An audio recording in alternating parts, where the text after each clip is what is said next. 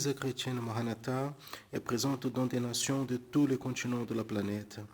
Des églises des pays dans les 3 Amériques, Europe, Afrique, Asie et Océanie, connectées par la même doctrine, par la direction du Saint-Esprit de Dieu et unies par la parole vivante.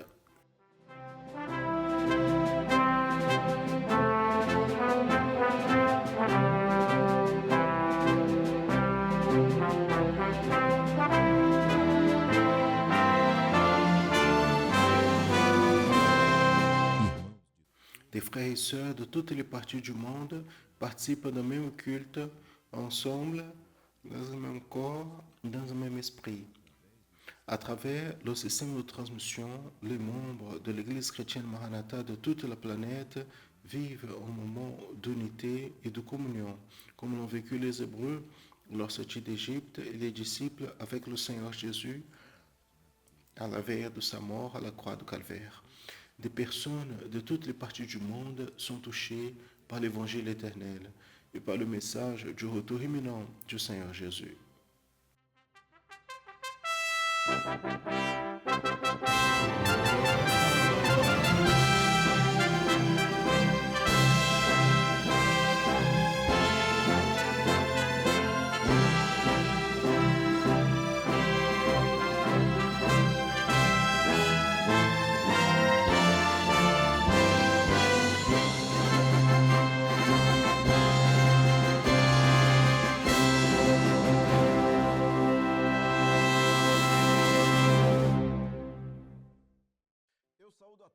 Je salue à tous dans la paix du Seigneur Jésus.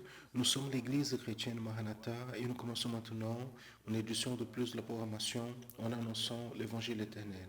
Soyez bienvenus à cette programmation avec tout le soin, spécialement pour vous et aussi pour toute votre famille. Depuis le début du projet de Dieu pour l'homme, les oppositions à ce projet sont apparues, soit avec une action contraire à ce que le Seigneur a dirigé pour Adam et Ève, jusqu'à nos jours. Et cela est facilement aperçu quand nous voyons des philosophies et des idéologies qui essaient de dévier le chrétien du projet de salut de Dieu pour lui.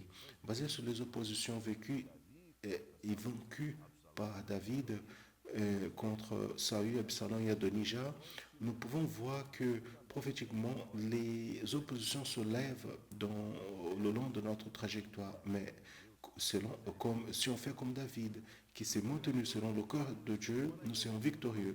Dans le volet d'aujourd'hui, dans le volet le son du Manim, je reçois le pasteur Serge Souza. Après, dans le volet accessibilité, la docteure Marie-Amine nous fera un abordage sur comment choisir le niveau d'adaptation pour des élèves avec des besoins spéciaux.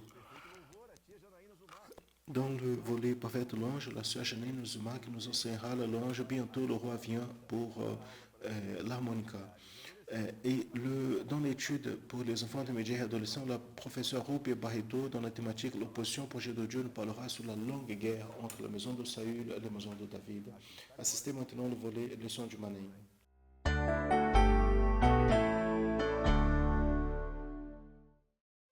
Et nous commençons maintenant le volet leçon du Manaïm. Et je vais vous rappeler que dans ce volet, dans la promotion dans le son de l'Évangile éternel, nous abordons les sujets qui étaient portés dans l'école biblique dominicale afin que vous puissiez élargir votre compréhension, afin que vous puissiez aller plus profondément, avoir encore un contenu produit par nous, associé à la ligne doctrinaire que le Saint-Esprit nous révèle dans ces jours.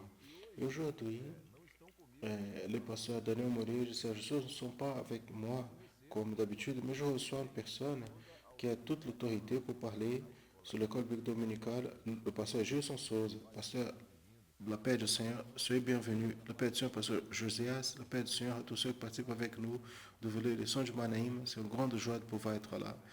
Et c'est une grande joie de pouvoir vous recevoir ici. Gloire à Dieu. Nous commençons toujours cette partie de la promotion en apportant à vous quelques participations qui ont été envoyées.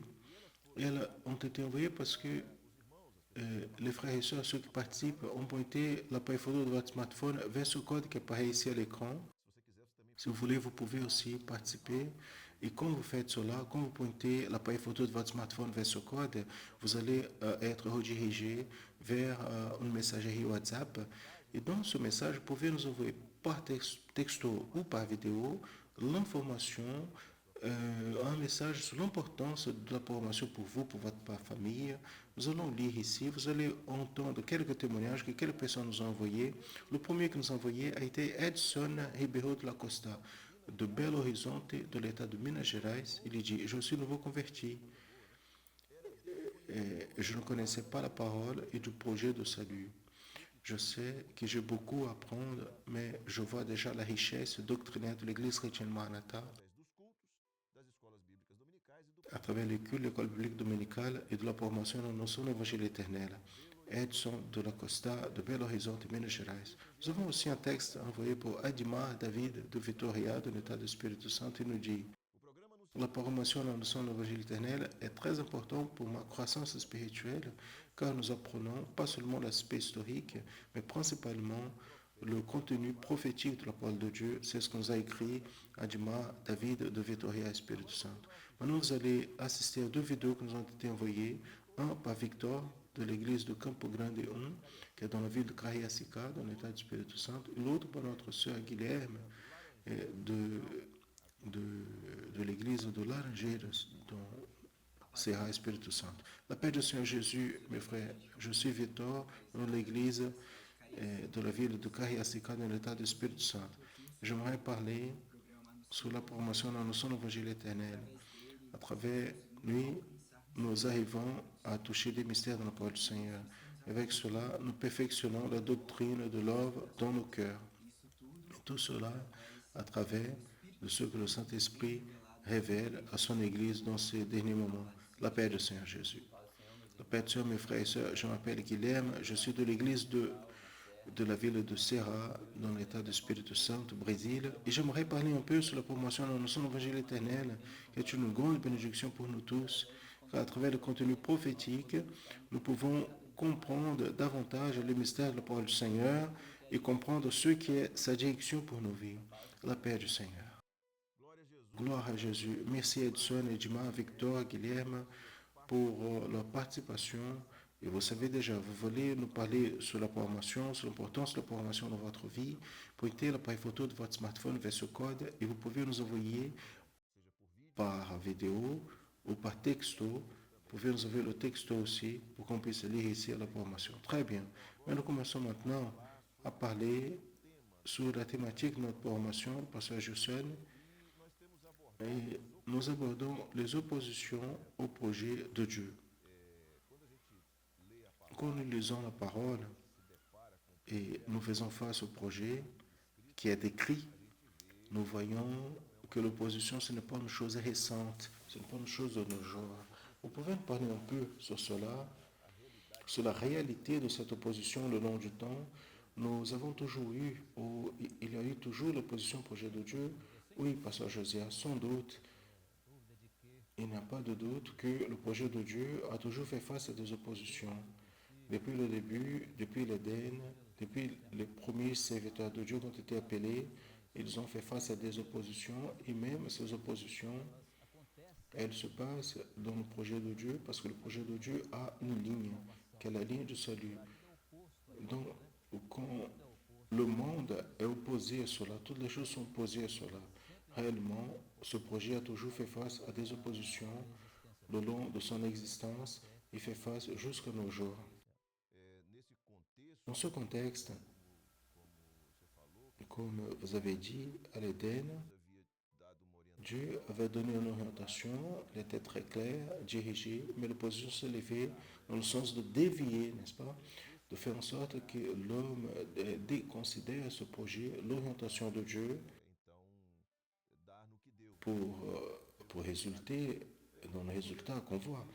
Donc, je vais lire un texte qui se trouve dans 1 Timothée, chapitre 4, verset 1er, afin qu'on puisse comprendre ici quelques aspects. Le texte nous dit, mais l'Esprit expressément nous dit que dans les derniers temps, quelques-uns vont apostater de la foi en prêtant oreille à des esprits trompeurs et des doctrines de démons.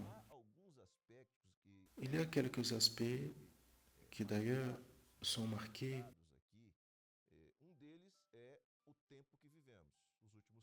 Un de ces aspects concerne le temps que nous vivons.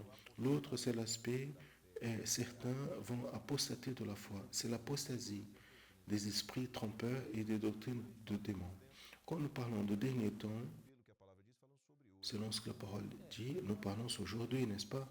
Oui, par les signes prophétiques que nous sommes en train de discerner de ces derniers moments, nous, nous vivons sans doute le temps appelé le temps de la fin des temps, pour l'Église ici dans ce monde. Et naturellement, cette période, c'est la période où le grand signe pour l'Église, c'est de l'apostasie des derniers temps. Il n'a jamais eu tellement d'apostasie comme aujourd'hui, comme maintenant dans les derniers temps, parce que cela est prophétisé, y compris dans ce passage quand Paul écrit, et dans sa première lettre à Timothée, il parle à propos de cela, y compris en attirant l'attention pour l'aspect fondamental de la question d'opposition, qui dit des esprits trompeurs. Donc même l'esprit de tromperie qu'il y a eu à l'Éden, il continue à tromper, y compris parce que la tromperie, il y a un sens subtil, mais quelque chose ressemble à la vérité, mais n'est pas la vérité. Parce que l'apostasie, elle est exactement la déviation de la vérité genuine, la vérité révélée par le Saint-Esprit. Donc ce moment, c'est un moment où il y a un danger très grand de la tromperie de la doctrine. D'ailleurs, le texte utilise l'expression doctrine de démon, montrant que c'est une opposition qui vient depuis l'Éden. Le serpent qui trompe, qui est l'adversaire. Donc cela montre aujourd'hui la manière comme cela dévie les personnes de la vérité et les amène au champ de l'apostasie. Apostater signifie s'éloigner de la foi véritable. Donc ça, c'est l'apostasie. Le chemin de l'apostasie amène aux doctrines qui sont fausses. C'est quoi la doctrine fausse? C'est celle qui s'oppose à la doctrine véritable. C'est intéressant, deux aspects ici. Un, nous étions en train de parler l'autre jour sur ça, et que afin de se dévier de la foi, pour s'apostater, on doit être dans le chemin. On doit avoir le désir, on doit il faut savoir donner avant, être dans le chemin, exactement. C'est pour cela que nous comprenons que l'apostasie apparaît au milieu de l'Église. L'Église professe. C'est quoi l'Église professe? C'est celle qui a l'expérience avec la vérité. Il est nécessaire de connaître la vérité pour qu'on identifie l'apostasie. Donc l'apostasie, c'est la déviation de la vérité. C'est dangereux pour nous parce que nous connaissons la vérité. Nous savons que le Seigneur a une bénédiction pour nous de préserver cette vérité, de nous donner des ressources, y compris, pour combattre contre l'apostasie. Et c'est quelque chose que nous allons voir d'ici peu. Je disais que c'était deux aspects. Un, c'est cela. Et l'autre qui attire beaucoup l'attention sur ce texte, c'est que la parole de Dieu définit comme doctrine de démons et tout ce qui vient dans le sens de dévier du projet. Ce n'est pas une chose idéologique, non, c'est doctrine de démons. Et clair, cela est bien défini, il n'a pas un autre nom pour cela. Mais cette opposition, nous avons traité ici d'une opposition doctrinaire, l'opposition de l'apostasie. Mais l'opposition, elle peut aussi venir à l'intérieur de l'homme, la doctrine de la chair, n'est-ce pas? Je vais lire un texte ici afin que vous puissiez commenter, c'est en Galates 5,17 qui nous dit car la chair est entente contre l'esprit et l'esprit contre la chair. Ils s'opposent un à l'autre afin que vous ne fassiez pas ce que vous voulez. Le verset définit très bien ce qui est l'opposition de la chair. Chair ici, c'est exactement ce que les personnes font qui est de leur volonté, mais qui contrarie la volonté du Seigneur, afin que vous ne fassiez pas ce que vous voulez. Parce que c'est quoi l'expression, ce que vous voulez? C'est la chair. La chair, c'est la raison, c'est l'argument, c'est ce que l'homme lève à propos de soi-même en contradiction à ce que le Seigneur parle. Donc tout cela qui vient de la chair vient de l'argument, vient de l'autosuffisance, vient de la vanité de l'homme. Ça, c'est de la chair. Même le texte dit, les deux se posent. C'est-à-dire, il n'y a pas comment vivre ensemble. Ce qui est de la chair, c'est la chair. Ce qui est de l'esprit, c'est l'esprit. Jésus a dit cela à Nicodème une fois. Donc, il est nécessaire donc, faire attention à ce type de position que c'est la position de la chair. La personne se remplit de soi-même et commence à parler en son propre nom et commence à contrarier et s'opposer à la volonté de Dieu en faisant sa propre volonté. Je vais lire un autre texte sur un autre type de position, c'est l'opposition contre l'évangile, qui se trouve en Galates chapitre 1er, verset 9, qui dit ainsi comme on vous a déjà dit, maintenant, à nouveau, on vous le dit. Si quelqu'un vous annonce un autre évangile, au-delà de celui que vous avez déjà reçu, qu'il soit anathème. Cette opposition, c'est contre l'évangile. Cette opposition est terrible parce que l'autre évangile auquel Paul fait référence ici, c'était l'évangile de la chair, parce que c'est ce qui se passait à l'église de la Galaxie. L'apôtre Paul, quand il s'est adressé aux frères et sœurs de Galaxie, ils, ils essayaient de se justifier devant Dieu d'une autre manière que ce n'était pas par la grâce. Il appelait cela de notre évangile. Cet autre évangile, c'était l'évangile de la chair. Paul leur a dit, vous avez commencé en esprit, on finit dans la chair. Donc c'est quoi cet autre évangile? C'est l'évangile qui n'est pas éternel, c'est l'évangile de la terre. C'est l'évangile qui vise seulement le bénéfice de cette vie présente. Donc cela aussi, c'est une opposition, parce que ramène l'homme à se dévier des objectifs du véritable évangile qui est éternel pour créer un évangile qui vise seulement les objectifs de la terre. Cela est une opposition terrible. Quelle chose? Il est important que tous soient conscients pour exactement se préserver de ces oppositions, d'être debout malgré ces oppositions. Dans les dernières éditions de la formation, nous avons abordé et nous avons fait une application prophétique à partir de l'expérience de David, de cette période, au début des rois d'Israël. Le premier roi, le roi Saül, dans la séquence David, le troisième roi, roi Salomon. Nous venons et nous sommes en train d'aborder et trouver des applications prophétiques pour nos jours. Et à partir de cette supposition que le projet, il souffre une opposition, nous avons aussi le projet de Dieu dans la vie de David, dans le gouvernement de David. David est un joint du Seigneur Jésus. C'est un joint de l'œuvre que le Seigneur Jésus effectue, l'œuvre que nous vivons. Donc, David a souffert des oppositions. Une de ces oppositions était l'opposition de Saül. Je vais lire le texte qui parle sur cela et j'aimerais que vous puissiez commenter dans la séquence. Le texte se trouve en 1 Samuel chapitre 18, verset 12. Et Saül craignait David car le Seigneur était avec lui et s'était retiré de Saül. Vous pouvez nous parler sur cette opposition? Oui, il est très intéressant, malgré le texte dit qu'il y avait la crainte pour David, ce n'est pas la crainte comme on craint Dieu. Il avait la peur parce qu'il savait que David était un homme que Dieu a béni, parce qu'il était selon le cœur de Dieu, et un homme qui effectuait la volonté de Dieu. David était obéissant. Donc avec cela, il prospérait davantage. Et cette opposition de Saül contre David, elle s'est levée en fonction d'une jalousie. Et c'était parce que chaque fois que Dieu bénissait David, il se fortifiait devant Dieu. Le fait que Saül persistait dans la désobéissance l'amenait dans l'affaiblissement. Donc c'était des défaites, toutes sortes d'affaiblissement dans sa vie. Et cela a fait en sorte que David mobilise plusieurs persécutions contre David, quelques-unes donc même armées, en essayant de lancer une lance contre lui. Donc, il prenait David en suspicion.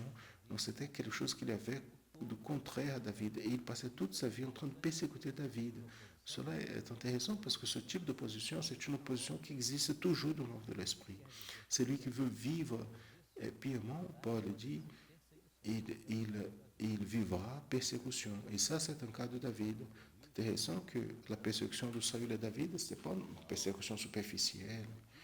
L'objectif, ce n'était pas de faire peur, non, il voulait le détruire au point de, comme nous lisons dans la parole du Seigneur, de laisser une lance sur David, n'était pas pour l'effrayer, Il voulait le détruire. Il sortait avec son armée pour chasser David et c'était l'opposition au projet. L'opposition au projet, nous ne pouvons pas faire face à cela comme c'était quelque chose de sans importance qui ne va pas porter des préjudices. Non, leur objectif, c'est d'apporter le préjudice, enlever la vie éternelle de l'homme. Les deux prochaines oppositions que nous allons aborder ici parlent de deux enfants de David, des oppositions à l'intérieur de sa maison. Le premier, c'est Absalom.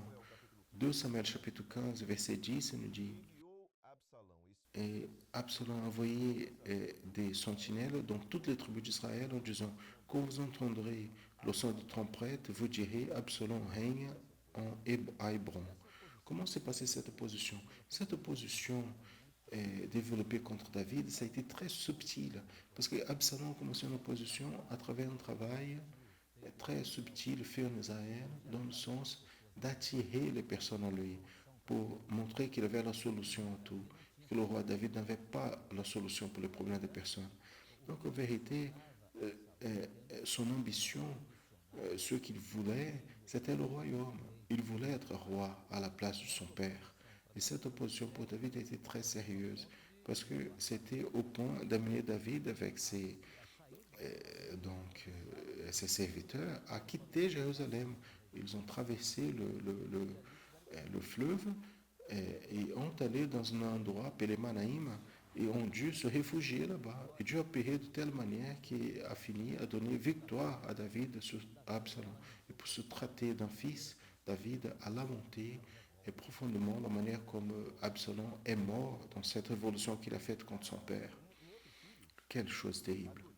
Un autre fils était Adonijah, qui s'est levé aussi contre son père. 1 Roi chapitre 1 verset 5 nous dit, alors Adonijah, fils d'Agit, s'est levé en disant, je régnerai, et a préparé des chars et de cavaliers et 50 hommes qui courent devant lui. Quelle est la différence de l'opposition d'Absalom, l'opposition d'Adonijah? Il y a une différence, pasteur Josias. Pendant qu'Absalom, il, il ambitionnait le royaume, Adonijah, il aspirait l'héritage. C'est vrai que quand il dit je régnerai,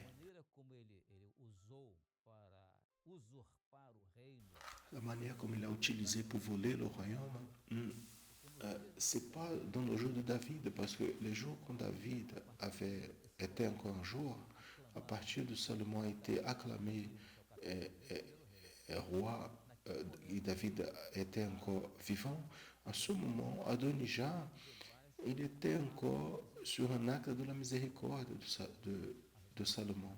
Parce qu'à parler à propos de lui, s'il est un homme de bien, aucun chevaux si on trouve en lui de la méchanceté, il mourra. Donc il était son acte de miséricorde. Mais chapitre 2, ils utilisent d'une subtilité qu'il voulait se marier avec la femme, la jeune fille, qui a été la dernière épouse, celle qui a servi David.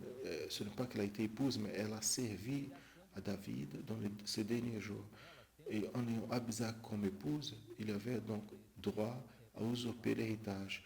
Mais cet héritage était déjà confirmé avec Salomon dans le chapitre 1er du livre du roi, de un roi. Donc cette action était très subtile dans l'action d'Adonijah parce qu'il était le deuxième fils. Et selon le droit d'héritage, il avait ce droit, mais était prophétisé déjà que c'était Salomon qui allait succéder à David. C'est ça la différence, ces deux formes d'opposition contre David, dont le premier fils Absalom, le deuxième fils Adonijah. Merveille. Je vais lire un texte maintenant. L'objectif et la demande que je vous fais, c'est que vous puissiez aborder l'importance des oppositions de la vie de David. Pourquoi c'est important? Et dans le propre texte, on va commencer à s'apercevoir de cela. 2 Samuel, chapitre 3, verset 1er, nous dit, il y a eu une longue guerre entre la maison de Saül et la maison de David. Mais David allait en se fortifiant, et ceux de la maison de Saül allaient en s'affaiblissant. Donc, quelle est l'importance des oppositions? Le verset lui-même, parce que Josias nous donne l'information, c'est-à-dire le grand résultat d'opposition est la croissance de l'œuvre, c'est la fortification de l'œuvre. L'opposition fortifie. Dans le cas de David, l'opposition de Saül a fortifié David parce qu'elle l'a préparé pour être un roi sage. Dans le cas d'opposition d'Absalom, quand Absalom a été vaincu dans la bataille, le royaume de David a été confirmé. Il est revenu au trône de Jérusalem. Dans le cas d'Adonijah, le texte dit que quand seulement au chapitre 2 est exécuté le jugement sur Adonijah et les autres qui étaient sur lui, la fin du chapitre 2 de 1 roi dit qu'à partir de là, le royaume de Salomon a été confirmé. C'est-à-dire, David s'est fortifié, Salomon s'est fortifié, l'œuvre, elle est toujours confirmée, c'est-à-dire, elle se fortifie davantage à la mesure que des oppositions se lèvent. Et d'ailleurs, Josias, cela se passe même dans notre vie personnelle. Quand nous faisons face à certaines oppositions, en vérité, cela nous fortifie davantage parce que nous cherchons davantage le Seigneur. Nous passons à être plus dépendants du Seigneur. Nous passons à être plus soumis au Seigneur. Nous cherchons davantage. C'était ce qui s'est passé avec l'apôtre Paul. L'apôtre Paul avait l'expression qu'il utilisait, qui disait, quand je suis faible, là je suis fort. C'est le moment de la lutte, de l'épreuve, de l'opposition, mais le moment où le serviteur il quitte cette preuve fortifié de la foi. Gloire à Dieu. Paul et Silas ont eu une expérience notable avec cela, n'est-ce pas? Emprisonnés pour prêcher l'évangile, il a l'expérience merveilleuse de tremblement de terre, de tout ce qui s'est passé dans l'opposition. Et on sort fortifié, gloire à Dieu. Mais la parole nous enseigne aussi comment vaincre les oppositions. Une des formes, nous voyons dans la première lettre de Paul à Timothée, chapitre 4, verset 16, qui nous dit et prends soin de toi-même et de la doctrine et persévère dans ces choses parce qu'en faisant cela, tu te sauveras à toi-même comme à ceux qui t'écoutent. Cette manière de vaincre les oppositions à travers la doctrine. Une des plus grandes victoires que nous avons contre l'opposition, opposition à notre salut, est exactement la parole du Seigneur, n'est-ce pas? La doctrine, l'enseignement, à la mesure que nous sommes enseignés, doctrinés, corrigés, et nous perfectionnons la compréhension doctrinaire de notre vie, cela nous fortifie de telle manière que nous avons toujours la force pour faire face aux adversités et aux oppositions.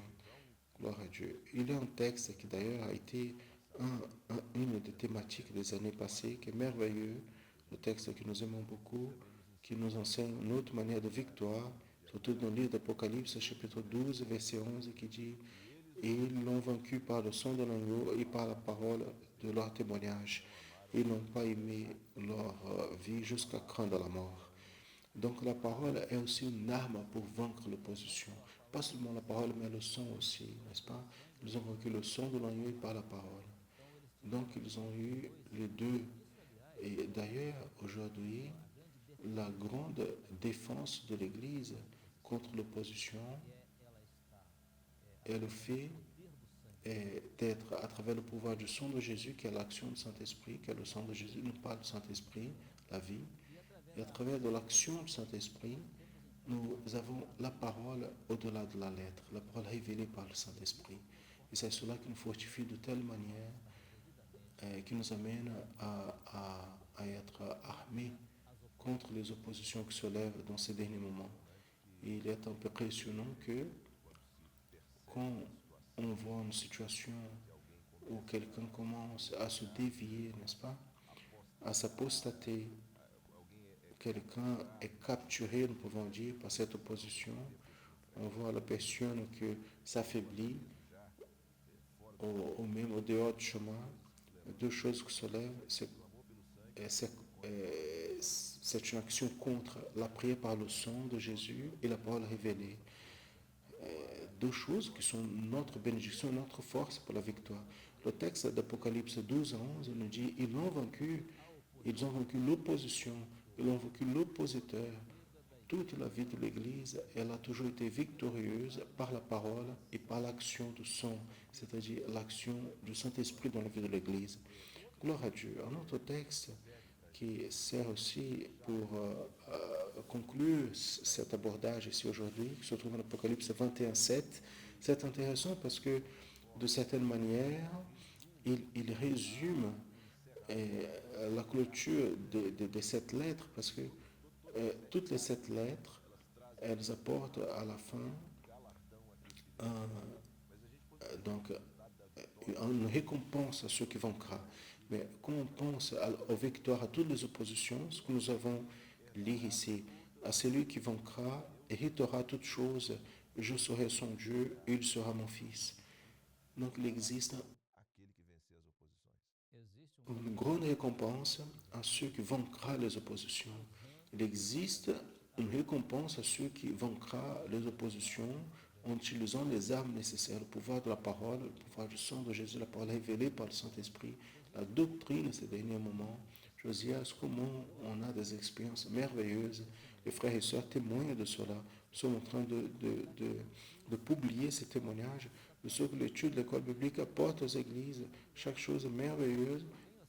Moi, j'ai des centaines de témoignages et toutes les semaines, je le reçois. C'est une chose extraordinaire, la manière comme les frères et sœurs témoignent de ce que le Seigneur fait avec les frères et sœurs, avec la famille, avec l'Église, en termes de victoire à travers la parole du Seigneur. Gloire à Dieu. La ressource, elle est mise à votre disposition afin que vous puissiez l'utiliser. Toutes les ressources de l'école biblique dominicale, le pasteur Juste, moi-même, nous sommes témoins de ce que le Seigneur fait et agit. Cela est disponible pour vous tous les dimanches, comme je vous ai dit, à partir de l'école biblique dominicale. Pasteur Juste, nous clôturons toujours cette partie avec un message adressé à une personne qui est à la maison, qui nous regarde sur YouTube, au travail, enfin, qui nous regarde et participe de cette programmation. C'est une application de ce que nous avons parlé. Je demande ce que vous puissiez faire cette gentillesse, apporter cette parole pour qu'on puisse finir ce volet. Très bien. En vérité, nous n'avons pas besoin d'être abattus à cause des oppositions que nous sommes en train de faire face ou même que nous venons à faire face. Parce que ces oppositions, elles sont nécessaires, elles sont utiles pour nous. Et malgré le fait que plusieurs fois il s'agit des oppositions très dures de faire face. Mais là, une chose, c'est que nous sommes sûrs que nous vaincrons toute n'importe quelle opposition. Et vous savez comment nous les vaincrons dans la communion du Saint-Esprit et l'Église. Et nous vaincrons affermis dans la doctrine révélée dans la parole de Dieu. Le moment, c'est d'être debout en ce moment, en entendant la voix du Seigneur, la voix du Saint-Esprit, toujours définie en Dieu par la foi dans le Seigneur Jésus. Cela dans la certitude que bientôt le Sauveur viendra. Et lui, il viendra pour chercher son Église. Et nous serons prêts pour recevoir la récompense éternelle, d'hériter toutes choses, victorieux pour toujours en Jésus-Christ. Amen. Gloire à Dieu. Loué soit le nom du Seigneur. Très bien. Il y aura ici à l'écran encore un code. Il est différent du premier que nous avons montré parce que ce code ici maintenant, c'est afin que vous puissiez nous aider à préparer la prochaine édition de la partie leçon de Manaïm la semaine prochaine. Si vous pointez l'appareil photo de votre smartphone vers ce code, vous allez être redirigé encore une fois vers WhatsApp. Et maintenant, vous allez recevoir une question. Une question vous sera proposée avant que vous puissiez faire un commentaire sur le sujet abordé dans la prochaine édition. La prochaine édition du volet leçon de Manaïm. Nous avons fait cela la semaine dernière. Vous allez voir ici un message envoyé par Laurent de Souza de Aimorés, Minas Gerais. Pour cette édition de la programmation, il nous dit: les limites sont être en Jérusalem et ne pas dépasser le fleuve de Cédron. Aujourd'hui, l'Église a aussi les limites démarquées par le Saint-Esprit qui est resté dans la présence du Seigneur, dans la communion du corps. Pendant que nous serons en obéissance aux limites établies par le Saint-Esprit, nous serons préservés. C'est ce que nous a écrit Laurent de Souza de Aimorés, Minas Gerais. Pasteur Jus, quand il parle ici des limites du Saint-Esprit, est en train de parler des limites qui seulement établies, n'est-ce pas? Le roi seulement établi pour quelques personnes dans le royaume qui devraient rendre des comptes. Et une fois que ces limites ont été dépassées, alors il y a eu des jugements, n'est-ce pas? Oui, en vérité, ces limites établies par le roi Salomon, dans le cas de Chiméi, en vérité, a été des limites semblables à ceux que le Saint-Esprit met aussi à notre disposition. Il n'y a pas de chose plus merveilleuse que d'être dans les limites de Jérusalem. Ne pas dépasser le fleuve pour aller vers le désert. Parce que quand on traverse le fleuve, la région c'est le désert. C'est merveilleux cela, ne pas quitter cela. Et une autre chose, habiter là, sont des limites merveilleuses parce que le projet de salut de Dieu dans notre vie consiste en cela. Et Chiméi, il a reçu un appel du roi, un appel de la miséricorde. Et cela est merveilleux pour nous. Nous pouvons être sur la limite du Saint-Esprit. Et nous n'avons pas de raison pour quitter ici. Pour aller où? Vers où irions-nous? Amen. C'est de se reposer sur les ailes du Très-Haut. Ça, c'est les limites merveilleuses qui nous donnent la vie et l'assurance et nous préservent des oppositions. Pasteur Jus, merci beaucoup pour votre participation. On vous laisse déjà une invitation pour être ici et dans deux opportunités pour parler sur le sujet lié à l'école biblique dominicale. Amen. Merci. Je vous remercie, Pasteur, pour l'opportunité. Je serai toujours à disposition. La paix du Seigneur Jésus. Amen. La paix du Seigneur. Quand nous avons un élève avec des besoins spéciaux parmi les enfants intermédiaires et adolescents de l'Église, comment est-ce que vous définissez le niveau d'adaptation de cet élève pour l'application de l'enseignement? Celle qui va répondre à cette question, c'est la docteure Marie-Amine dans l'accessibilité.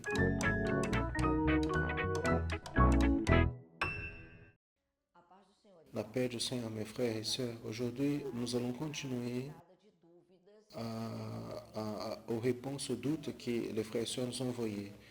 Et un doute qui nous a été envoyé, c'est cela. Comment choisir le niveau d'adaptation? L'adaptation, elle change le sujet de l'étude? Non. L'étude est exactement le même et la manière de parler qui change. Donc, à qui s'adresse ce matériel? À toutes les classes. La classe de bébé de 0 à 3, enfants, intermédiaires et adolescents, avec un certain degré de difficulté. Et une des doutes, c'est par rapport au diagnostic médical. La famille a besoin de présenter le diagnostic médical afin que l'Église puisse faire une assistance quelconque plus spécifique. Non. Nous ne pouvons pas exiger cela de la famille. Plusieurs fois, la famille n'a même pas ce diagnostic.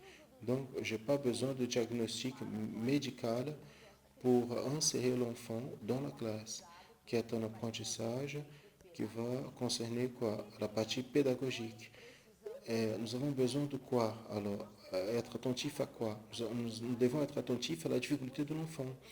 Vous, comme professeur, dans votre jour quotidien, dans la classe, vous vous rendez compte de cette difficulté et basé sur ce que vous êtes rendu compte, vous répondez à l'enfant.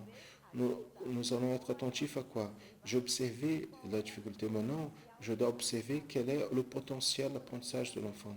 Tout enfant apprend. Chacune a son niveau, a son rythme, mais elle apprend. Donc, j'ai besoin d'identifier ce potentiel et aussi son comportement et le temps d'attention. Pourquoi? Parce qu'un comportement plus agité, il faut faire une étude plus rapide. Ça va exiger donc, de prendre en compte ce comportement différemment de l'enfant qui est plus tranquille. Et le temps de l'attention de l'enfant. Donc, devant cela, nous choisissons ce jour pour cet enfant quel est le niveau d'adaptation. Nous avons 3 niveaux. Le premier niveau, il exige peu d'adaptation. Le deuxième niveau, il exige un peu plus. Le troisième, réellement, on doit adapter beaucoup. Une adaptation très focalisée sur le sujet. Et ne vous préoccupez pas avec l'âge, parce qu'en vérité, quand nous recevons le matériel, il est fait comment? Pour les enfants, intermédiaires, adolescents et des bébés. Donc, chaque classe reçoit son matériel. Pour accessibilité, vous allez voir que le matériel, s'adresse à tous les enfants intermédiaires et adolescents, indépendamment de l'âge, quel est le niveau de cet enfant. Ce que nous avons déjà dit, selon le potentiel, le comportement et le temps d'attention. C'est comme ça que vous allez sélectionner et recevoir le matériel. Et où nous pouvons trouver ce matériel? Vous avez beaucoup de difficultés à accéder. Je sais que maintenant, les choses sont plus rapides parce que le sujet, il est lancé dans les BD au dimanche. L'équipe de professeurs monte l'étude sur ce sujet de l'EBD, libère l'étude le mercredi et nous, accessibilité, nous essayons de libérer le matériel le jeudi. Mais il y a des fois, cela arrive le vendredi. Donc le matériel sera disponible où vous accédez dans le site csmaranatha.org.br. Dans ce site, vous aurez cette page ici. Dans cette page, vous allez voir, il y a la classe de 0 à 3 ans, dans le matériel, la classe de 3 à 15 ans, ici, la classe d'accessibilité. En entrant dans ce volet ici d'accessibilité, vous allez voir cette page. Vous aurez cette page. Vous allez voir ici de ce côté-là la classe 0 à 3, la classe de 3 à 15 ans. Si vous cliquez ici, vous allez retrouver le matériel. De 0 à 3, c'est un seul matériel. En vérité, c'est peu d'adaptations que nous faisons à cet âge parce que l'étude est la plus directe, moins d'informations. Et dans la classe de 0 à 15, vous allez voir niveau 1, niveau 2, niveau 3. Donc, vous pouvez aujourd'hui, par exemple, un enfant qui est de niveau 1, mais elle est plus agitée, vous vous rendez compte que son temps d'attention est plus petit, utilisez le niveau 2. Il n'y a aucun préjudice pour l'enfant. En rappelant que le message est le même. Encore une fois, il y a notre email qui est à disposition des frères et sœurs pour nous envoyer vos doutes, la paix du Seigneur Jésus. Et nous allons continuer à apprendre à jouer la louange. Bientôt, le roi vient. Aujourd'hui, la sœur Janaïne va enseigner cette louange pour celui qui apprend à jouer la mélodica. Vous savez, prenez votre instrument et nous allons développer cette louange.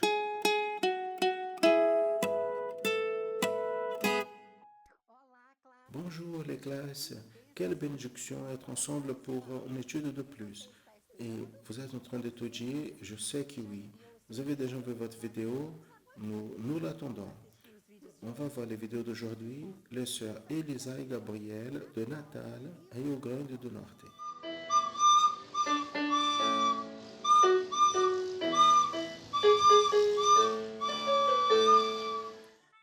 Celle-ci est la petite Luisa de l'église de la ville de Serra, dans l'état de Espírito Santo.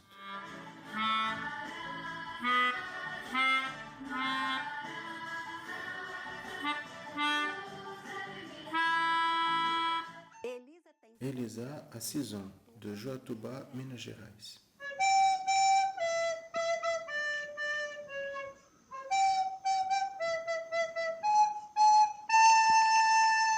Gloire à Dieu. Nous sommes en train d'apprendre de manière simplifiée la louange. Bientôt le roi viendra. Quelle louange merveilleuse. Et vous vous êtes aperçu comment l'introduction est facile. Nous avons juste 2 notes. La semaine dernière, nous avons appris dans la flûte douce. Aujourd'hui, ça sera dans la mélodica. Allons-y. Regardez. Nous avons même déjà appris. Mais voici la note là, la note ci. Observez. Dans le groupe des 3 touches noires, nous avons la touche blanche, qui c'est le La et le Si. Nous allons nous rappeler où elle se trouve dans la mélodica. Ça sera dans cette octave. Dans le 3e doigt, la note La. Le 4e doigt, la note Si. Maintenant, nous allons connaître la partition.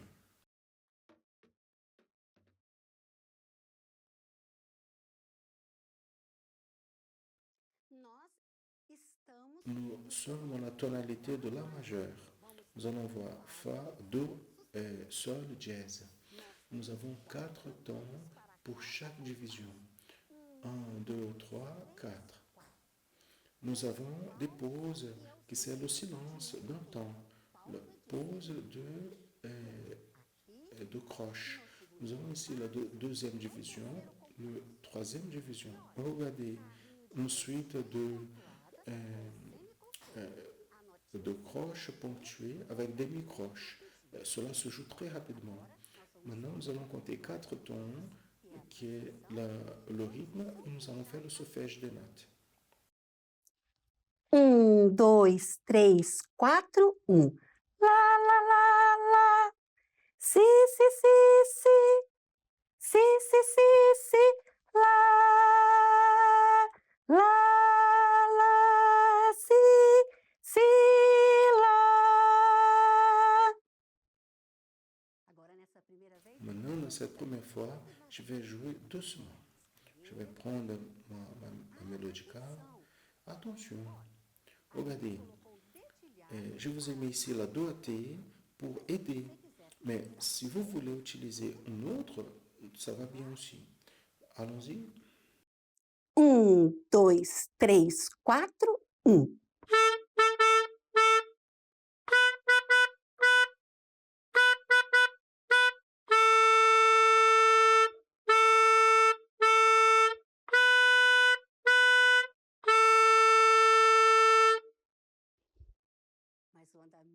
Mais le rythme de la longe, c'est un peu plus rapide.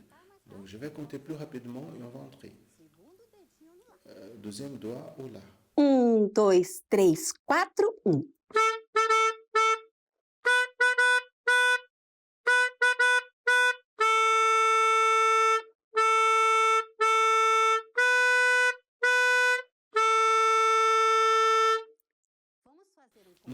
Nous allons nous dire une chose. Vous allez étudier beaucoup, vous allez préparer cette longe et au bon moment, demander au père, à mère ou votre frère plus âgé pour vous filmer. Et vous allez envoyer à contato@radiomanaim.com.br et ça sera une grande bénédiction pour nous tous.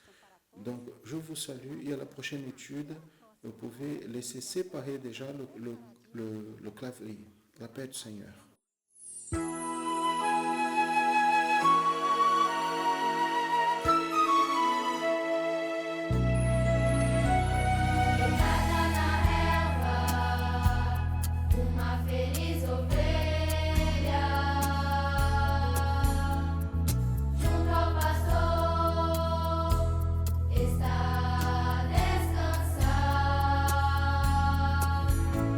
Nas águas tranquilas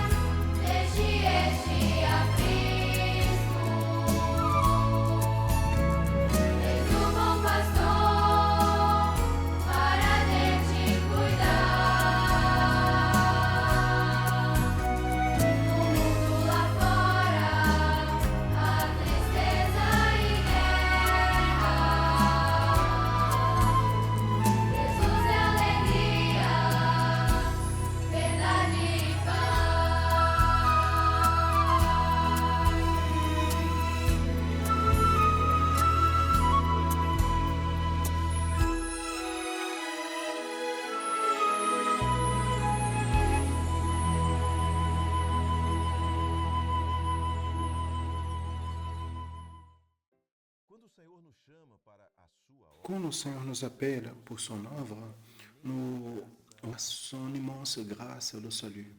À partir de là, nous devenons des soldats de Jésus.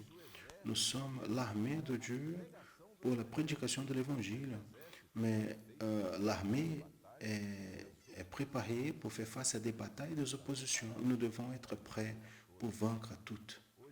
Aujourd'hui, dans l'étude pour les enfants intermédiaires et adolescents, vous allez apprendre avec le professeur Rubia Barreto sur la longue guerre entre la maison de Saül et la maison de David.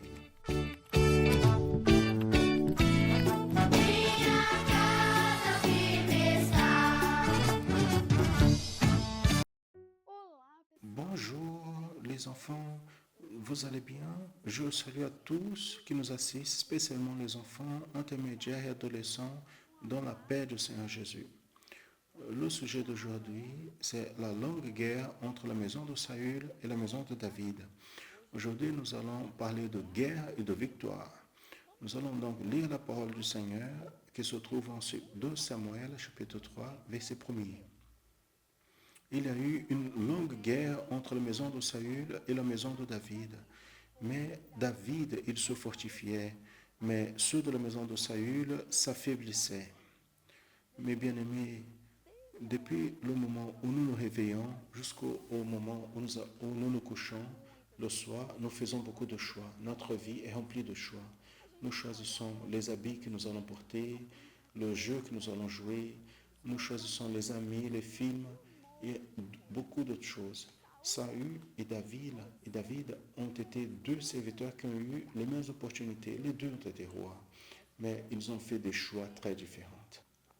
À cause de cela, chacun a eu une fin différente.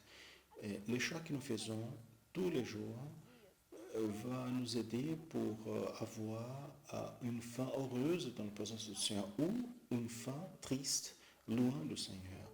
Dieu a donné à Saül et à David et à chacun de nous le libre arbitre. Mais c'est quoi ça, libre arbitre? C'est le droit de choisir si nous allons obéir le Seigneur ou pas. Donc c'est vous qui allez choisir. Donc il veut que nous le servons par amour et non par obligation. La Bible nous dit qu'il y a eu une longue guerre entre les personnes qui étaient de la maison de Saül et de la maison de David. Saül n'obéissait plus au Seigneur. À cause de cela, il allait détruire David qui était obéissant à Dieu. Vous saviez que nous aussi, nous sommes en guerre? Oui, c'est vrai.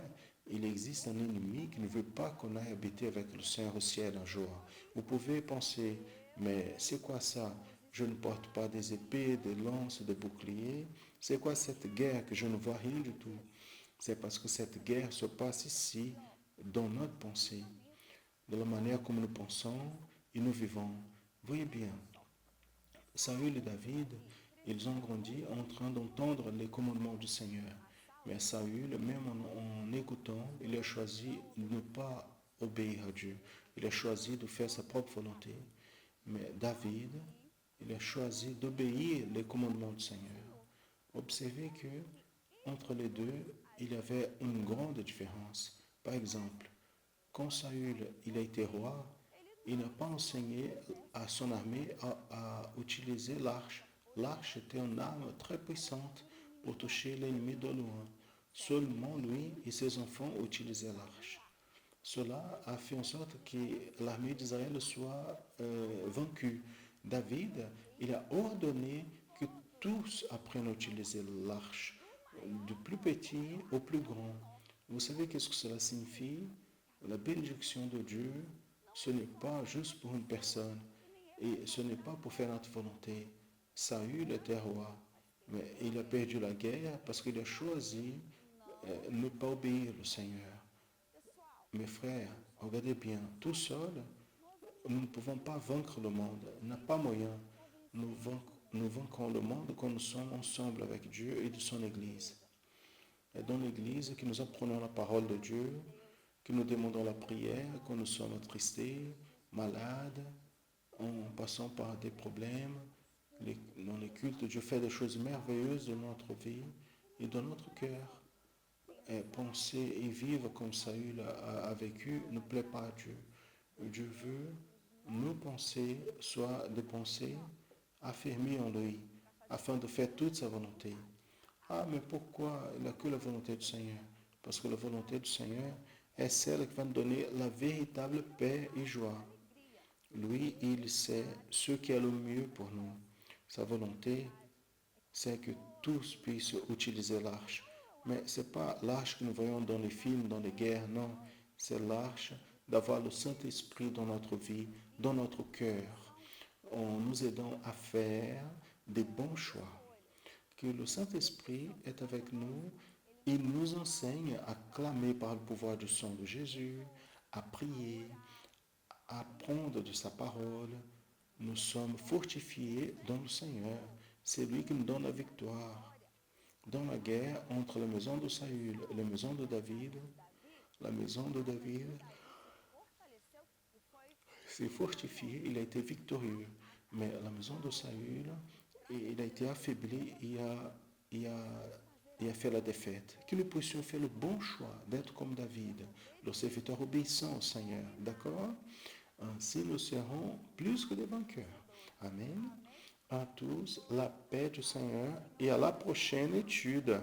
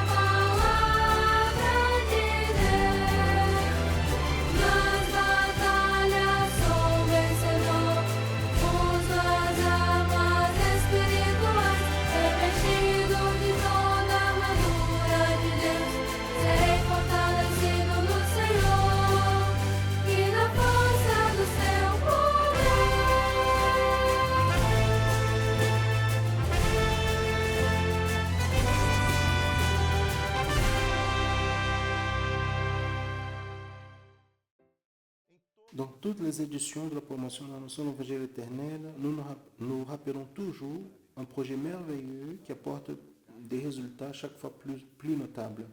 Vous savez que vous aussi, vous pouvez vous bénéficier de ce projet. C'est le projet d'assistance spirituelle de l'Église chrétienne Maranatha. Il est très simple pour participer. Il suffit de faire un appel. Regardez bien, cet appel est gratuit.